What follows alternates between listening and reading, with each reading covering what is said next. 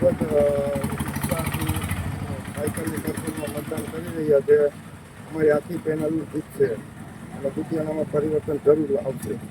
મતદારોને શું અપીલ કરશો આજના દિવસે?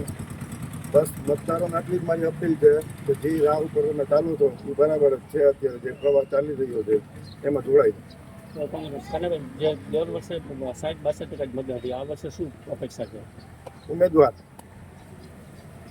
સામા એવા કોઈ હોય તો મતદાનમાં ફેર પડી જ જાય. કેટલી ટકાવારી મળી છે?